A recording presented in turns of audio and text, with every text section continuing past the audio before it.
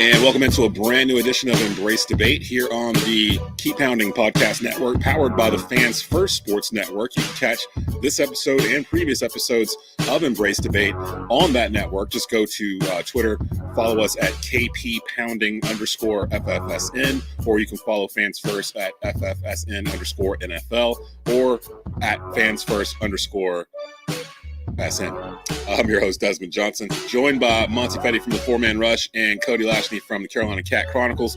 Join us every week as we debate topics central to the Carolina Panthers. And boy, there's a lot to discuss after the 27-0 preseason loss the Panthers suffered by the New York Football Jets, who had Hard Knocks cameras all over the place all week.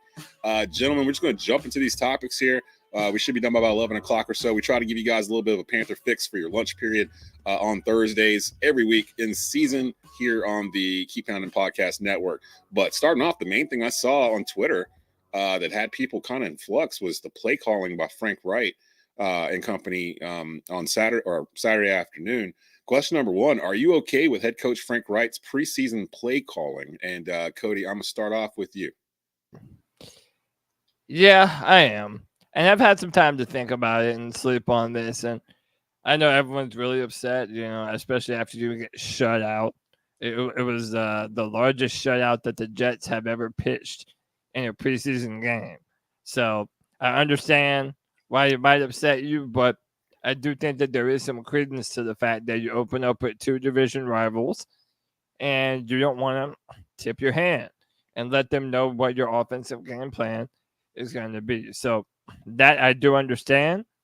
However, that is not excusing the incredibly poor performance by our offensive line, specifically Michael Jordan, specifically Cam Irving. Just unacceptable, man. I wouldn't play any starters in the preseason if I was the head coach. Never. Yeah, we're probably going to touch on the offensive line here shortly. Monty, your thoughts here? Do you have any problems with Frank Reich's play calling so far this preseason? Not at all, man. Unless they give out championships for winning this preseason, I really just don't care. Right. I don't think it's that big of a deal. Not saying that I think with the output that we saw, set last Saturday was good. I think I agree with Cody. It was definitely a terrible outing on the offensive side of the ball. But yeah, man, it's I don't know any teams that that go into preseason with the game plan of how they're going to stop we're still in preseason. It's the first game of preseason at that. So I don't put much stock into it at all.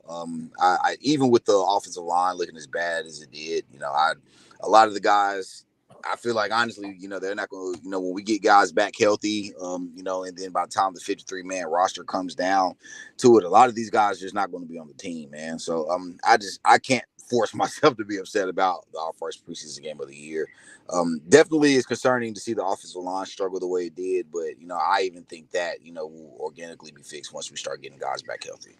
I mentioned it on a Believe in Panthers earlier in the week, and I've had even more time now that we're separated from the actual day. I felt kind of detached from the games, had other stuff going on, so I was kind of watching it, not watching it, and I could never really get into it, and a lot of it had to do with the Panthers and what they were doing on the field. So it had one of those vibes of one of those games where it was like kind of hard to parachute in and kind of feel the vibe of what was happening. I had a theory that Saturday game was what should have been the Thursday practice that they didn't have. Because if everybody remembers, on Wednesday, by all accounts, from Panther beat writers and people out there, Monty, I think you were out there, the Panthers pretty much beat up on the Jets on that Wednesday practice. And then Thursday got rained out. They didn't get a chance to practice. So the Jets are basically stuck in Spartanburg Thursday, Friday, Saturday morning, stewing on the fact that Brian Burns sacked Aaron Rodgers a billion times and that the Panthers kind of got the best of him. Add on the fact there's Hard Knocks cameras all over the place. And the Jets look like they were playing a regular game. Like they came out to prove something. The Panthers looked like, well, the Stars are only going to play for a little bit. It looked like they were kind of just going through the motions. They didn't really have plays, according to Frank Reich, that they were really running. It was super vanilla. You're not going to beat a top 5 overall team like the Jets, with a vanilla offense and defensive plan. Like, I don't think his plan was to win the game. Like, I'm on records. I think Frank Reich threw the game. Like, I don't think he cared about who won or lost that game. They were trying to evaluate positions. And he said it in his press conference that the final score doesn't matter to him. He's been around long enough that these preseason games, they don't matter. How many people remember us beating the Bills last preseason 27-0? Exactly. Like nobody remembers this stuff. Like it doesn't matter. My only problem with that is if you don't intend to have a cohesive offense and you don't care about how much points you put up, why are you putting your starters out there and risking their health? Like I understand you want them to have some reps and kind of get into the rhythm so they're not rusty by the time the season starts. But to me, it just, I don't know. I'm trying not to overreact, but I feel where you're coming from. It's a weird one.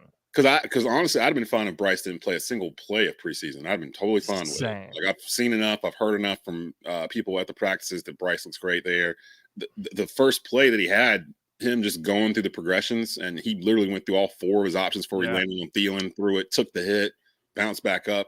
That's all I need to see. Right. I really don't need to see anything else. Just I'd rather them fix the O-line with Matt Corral back there than with Bryce back there. No, not on Matt Corral, but I kind of disagree, fellas. I kind of want to see Bryce on the field, and even if it and mind you, I agree that I don't want to see him a whole bunch, especially if you are going to, if you're going to go trial by fire with your offensive line. You know what I'm saying? So I do agree with that. I don't want to see him get hurt, but I do want to see Bryce on the field, man. I think that there's no better reps than actual game reps, man. And as good as Bryce has looked during camp, he hasn't taken a real hit. And that's kind of the big thing that we've been wanting to see all camp is, how is he going to, not only, I don't think taking the hit is a big thing. How is he going to bounce back from taking, a couple of, hits back to back. And to be honest, it's like, I mean, Bryce puts butts in seats, bro. I mean, we got to be honest there. Fans come to see Bryce play, and and give the fans what they came for. I'm not overreacting over game one. Now come here tomorrow, and if the output is the same thing, I probably am going to be a little bit more nervous. Yeah, that's a little different. Yeah, right. If it's the same thing. Game one is we played a top 5 defense. Even with Cam Irvin and Michael Jordan being terrible, I still think we're not going to see a lot of backups with the depth that the Jets have. And I feel like that's the thing that we don't talk about as much as well. You got a lot of guys that will start on a lot of teams there that play that are in backup roles for New York. So I think that's something that we also got to. So I'm just not nervous. I'm not as nervous as other people though, man. I do want to see Bryce on the field though. I kind of disagree. I don't want to be on the field. Just don't have Michael Jordan in front of him, man. Yeah, man. Michael Jordan was the one that people are kind of blaming for Joe Burrow's injury when he was in Cincinnati. He was going to kind of let the guy back there, and then Cam Irvin, poor Cam Irvin. I made a joke about Cam Irvin last week before this game even happened, where I was like, I keep seeing footage of Cam Irvin basically falling down where he's not supposed to fall down, and there was a play at practice where he fell down dangerously close to Bryce Young's knees, and Bryce kind of did a Bryce Young and skedaddled out of there. But it kind of, to me, it was like, why is this dude still out there? Get somebody else in there. Let Cade Mays play that spot or something. But like, I don't know. I guess they're trying to figure this out. But I would not be surprised if 1 or 2 of those guys are not with the team on the final 53. Like maybe as soon as after this game, because they're gonna have to start cutting folks after week 2. So we'll keep an eye on the offensive line situation. Speaking of the Panthers fans. Are Panthers fans being irrational right now? And Maya, I'll let you start with this one because if you're on Twitter, well, X, whatever you want to call it, if you're on that platform, you're probably seeing a lot of wild Panther takes, especially right after that game ended. I saw fire Frank Reich. I saw bench Bryce Young. Like this is after an August 12th preseason game number 1 where some of the starters didn't even play. They really only played 3 series. Are the Panthers fans being irrational right now, Monty? It wouldn't be Twitter or X, whatever we're calling it now. It wouldn't be Twitter if Panther fans weren't irrational. So, yeah, man. I think some of the takes that we're seeing is wild. For instance, the Brady Christensen starting at left tackle over Ike Kwanu. I think that's crazy. Off of one play. And Cody kind of, and hey Cody, you my boy, but I know Cody's over there grinning like, hey, he kind of wants to see that happen. So, bro, you don't have time for this argument right now, Monty. You don't have time, bro. We're gonna open this can after Friday. We'll do it after that. We have to. He Icky missed on a stunt. I mean, Christian did what he's supposed to do, and then Icky just whipped his guy. And I mean, it cost, but I bet you that won't happen again. I bet that won't happen. How about this? It better not. It better not. I will again, as I'll preface, I think again, when we're talking about preseason games, we're talking about 3 series. 3 series doesn't tell the story of any professional football, especially we're talking about 3 series in the first half. Yeah. There is no NFL game that has ever been won in the first half, period. So again, when we're talking about him missing a stunt, game 1 in preseason, I just can't force myself to overreact about that, man. Like first play, right? The year 2 offensive tackle, crazy high elite upside. I can't force myself to be upset about one miss, a missed tackle there. I mean, that being said, I think our fans are definitely overreacting to a lot of the things that we saw here on. Again, let's play it. Let's see it play out, ladies and gentlemen. Let's see how they play Friday. Let's see how the offensive looks Friday, and then I feel like if we're going to overreact with 2 games under our belt versus 1, I feel like that's kind of more realistic than wanting to tear down the house over a missed game. I just can't force myself to Cody, your thoughts are the Panthers fans being irrational right now based off of a result of a week 1 preseason game early August? As I feel like we're being irrational to tell Panther fans to not be a little bit irrational. And what I mean by that is we have gone into this with the expectations that we were not a normal number 1 team picking the number 1 quarterback. We didn't earn that number 1 spot. We traded up for it. Panther fans have been so incredibly excited for once in the past decade about our offensive line. And we were excited about the prospects of what our offensive line can do. But then after that performance, to see the entire right side of the line get worked on a consistent basis, to see your second-year top 10 pick at left tackle not knowing what he's supposed to be doing, not knowing the assignments, missing on speed rushes. Yeah, you want to tell yourself not to freak out, but Panther fans have PTSD, bro. We have PTSD, and it's hard for us to not have those old emotions come running right back to us when we see stuff like this. So I'm not overreacting, but what I'm saying is I'm hoping that the Panthers use this as a wake-up call, that they have a lot of stuff that needs to be corrected before the start of the season. That's what I'm hoping. I'm trying not to overreact. Again, maybe on another day we'll have this left tackle discussion. I'm pulling for Ike Ekwonu, Brady Christensen, everyone on our O-line. It does concern me that right now the Panthers don't know who their starter at right guard to start the season is. And I'd be lying to you if I told you that wasn't a real concern right now. And I think Panther fans should have a reasonable level of concern right now regarding that issue. I kind of look at it. We touched on it on the first segment. It was the Jets. The Jets might have the best defense in the whole entire league by the time the season's over with. Even though I know they weren't playing with a lot of their starters, the scheme and the mentality of it, you could tell they came out as if they were embarrassed the last time they saw the Panthers. That's how it felt to me. Like everyone from the top down that was playing for the Jets was playing just at a different speed than the Panthers were. And that affected things. Offensive line coach James Campion basically said it was mainly like fundamentals and stuff like where to put your hands and stuff that like you should just know, like riding a bicycle, that they weren't doing. So it wasn't so much that they were out muscled or something to that effect. It was more like they just kind of let off the pedal, I guess. They just went into it with a different mentality. They went into it like it was preseason week 1. Plus, Panther fans need to remember, too, that wasn't the first preseason game for the Jets. That was the second one. They've been on the road the past 2 weeks playing these games. So they're a little bit further along in terms of mentally where they're at in this preseason than the Panthers are. They're probably like a week ahead of where the Panthers are. And I'm not worried about James Campion getting that offensive line together. He's considered one of the best in the game at his position for a reason.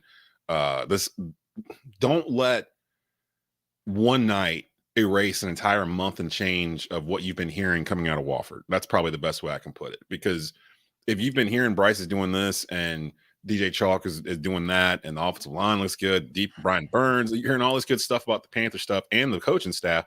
Don't erase all that stuff off of one outing against the New York Jets third string or whatever, and it was on TV, and now everybody's freaking out because they didn't score a field goal. Like it's going to be okay. Everybody just chill. It's going to be all right. Yeah.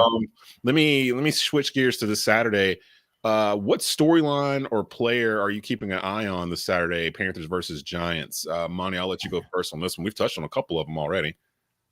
Yeah, that's because there's quite a few. I'll be honest. I want to see what our how our running back room look with Miles Sanders, having to tweak hamstring, or groin, not hamstring. I'm gonna say Blackshear, Raheem. I want to see what Blackshear looks like at running back too. I think he's honestly the second best running back we have on the team.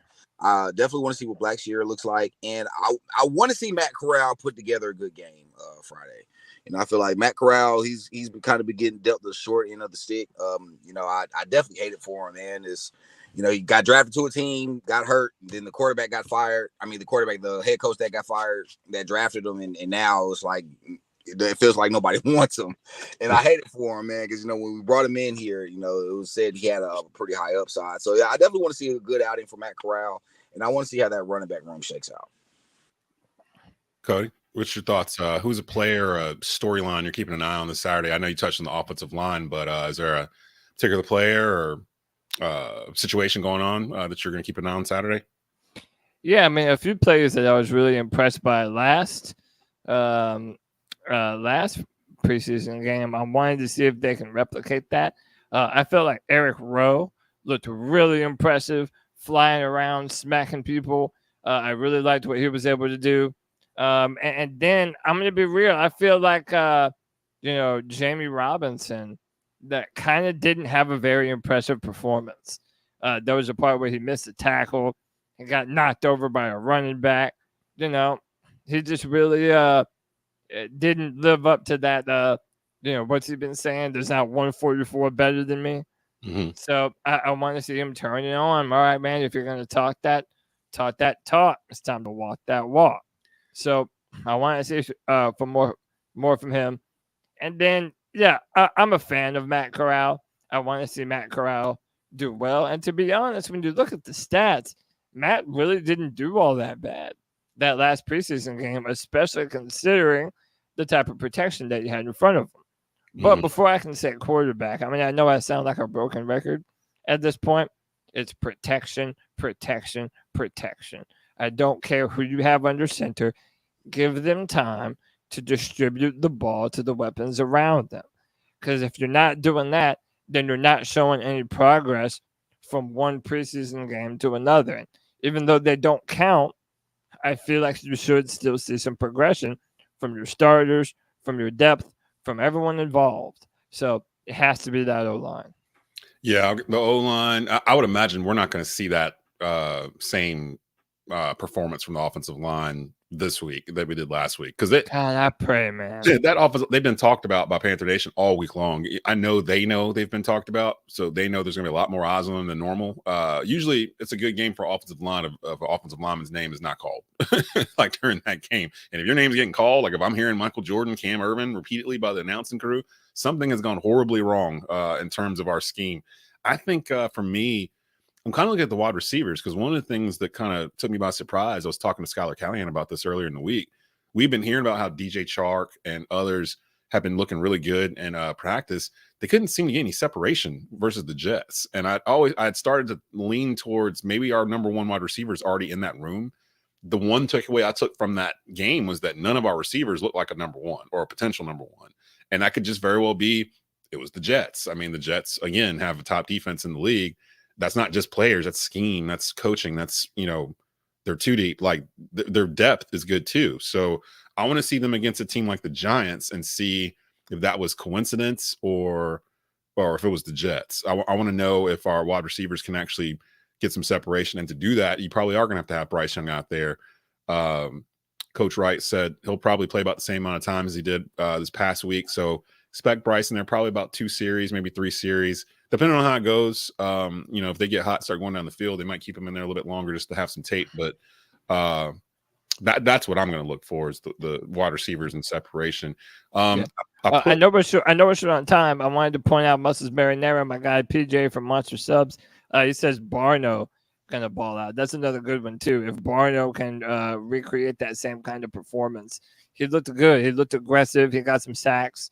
So if Amari Barno can also continue to have that type of impressive performance, that would be a big deal too. Man, I want one of those subs right now, like really bad. So I'm trying to figure out how to get one up here. I think we were talking there was some kind of service you can have them like overnighted or something, possibly. Yeah. I got to figure this out because that crazy expensive. I heard though. Yeah, it might be worth it. I don't know. I got to figure this out. But Monty, you haven't went down to Spartanburg yet? You haven't checked them out? I haven't. I've been busy at work, man. So I'm gonna definitely make a trip. If not this weekend, next weekend. I'm already planned something to go down to Greenville or down to that area anyway. So yeah, I'm definitely be stopping soon to get me a sub, man. Yeah, stop in there, man. It's definitely worth it for sure. I'm looking through some of the comments. There's like a sub a sub thread going on in the comment section about Sam Darnold and the 49ers. I think a 49er fan dropped in there and asked how good are Christian McCaffrey and Sam Darnold, and that the 49ers don't have an offensive line. That's actually pretty eye-opening if 49er fans think that they don't have an offensive line, because the 49ers are probably up there with the Eagles in terms of the two teams. Everyone kind of looks at the top of the NFC, and then the rest of it's just kind of muddled in terms of who's going to get in, who's not going to get in, that kind of thing. That's interesting because 49ers seem like they're loaded with offensive skill players, but might have some holes in spots you wouldn't expect. So we'll definitely keep an eye on that. I think I'd put it at left guard, but really it's right guard. Bigger concern, right guard until Corbett returns, or consistent pass rush from the Panthers defense? Which one's a bigger concern for you? Because we've touched on the offensive line, but we hadn't really talked about the pass rush. They didn't really get back there against the Jets either. Now, granted, they did a lot of screens and stuff like that, just real short passes to get the ball out. But Cody, what's your bigger concern? Because I know you're concerned about the offensive line. Is it that right guard position, or is it pass rush from the defense on the other side? I'm not really worried about pass rush because Brian Burns wasn't on the field. And I feel like when you add Brian, that just adds a whole nother disruptive element to that pass rush that can't be replicated when he isn't there. Right guard, it has to be. Again, I know I'm a broken record here, but, Austin Corbett, his absence is, through one preseason game really starting to be felt. And you trade up to number one for a quarterback that is historically undersized. And the most important thing is going to be to protect him. And the fact that we don't know who the starting right guard is going to be, and no one, at least to this point, has impressed at that position, that's a big time concern for me. And the offensive line is such a cohesive unit. If your right guard isn't doing what you're supposed to, it's harder for Taylor Moton to do what he's supposed to. It's harder for Bradley Bozeman to do what he's supposed to. The guy's directly next to him. So, to me, especially considering Panthers have pretty high hopes for this season, it absolutely has to be that right guard position, unquestionably. Monty, your thoughts here. Which one was a bigger concern for you? Right guard until Corbett returns, or consistent pass rush from the Panthers defense? Yeah, I agree. It's got to be right guard. To the point of the pass rush, we saw guys like Amari Barno make splash plays. I don't remember if Luvu played, but I feel like Luvu was going to be another factor to that pass rush as well. And like Cody said, Brian Burns didn't play. I think Luvu was out there. I couldn't remember if he played or not. But yeah, I think right guard is definitely got to be the biggest question mark and the biggest concern. Our pass rush didn't look that bad, Saturday comparative to how bad the offensive line looked. And like Cody said, is even guys like Kate Mays, they haven't looked great in pass protection either. We just don't have a lot of great depth at right guard right now, and it is starting to, we are starting to feel the impact of Corbett not being out there. I think again, as guys start to get back healthy, as we start to get more reps, it will kind of organically work itself out. But offensive line is one of those things that if you're bad in preseason, you're a lot of times bad during the regular season. So so I'm hoping that we get a better output Friday. Like I said, ask me again next week. How I feel. I probably be either a little bit more concerned or a lot less concerned. Depending on how well they play Friday. So, I mean, and Panther Nation, keep this in mind. If the Panthers come out and win 23-3 on Saturday, all these bad vibes that you've had all week, they're all just going to disappear. Like, this is preseason. Like, everyone's got to keep this. This is preseason. They're just evaluating talent. If the head coach is telling you, hey, look, we're being super vanilla, we didn't do anything out there. Like, if he's straight up telling you that's the game plan, then kind of accept it. Like, don't lose strength. Don't lose fact that there's over 200 years of coaching experience on this team. If any coaching staff in the NFL knows how to handle preseason and to use it for what it's worth, it's this one. like keep it, understand what you have. Like, it's not the same old Panthers. It's something new. I get it. You don't want to see them lose regardless, but just trust the process and let them get through this. And if they come out September 11th and stink it up versus Atlanta, then it's time. Okay, we'll hit the panic button then, and we'll try to figure out what happened. But I don't think they're going to do that. I really don't. They just seem too well disciplined. The offensive line's already been taking lumps all week because of what happened last Saturday. So I expect them to come out with something to prove this week, especially if they're out there with the first team and Bryce out there. So all that we'll see. So the Panthers taking on the Giants Friday night, 7 p.m.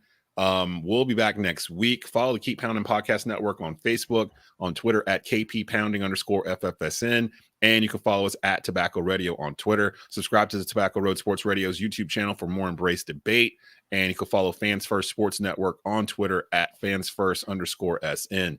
For Cody and for Monty, I'm Dez. You've been listening and watching to the Embrace Debate, a Carolina Panthers podcast here on the Keep Pounding Podcast Network. We'll see you next week. Keep pounding. Keep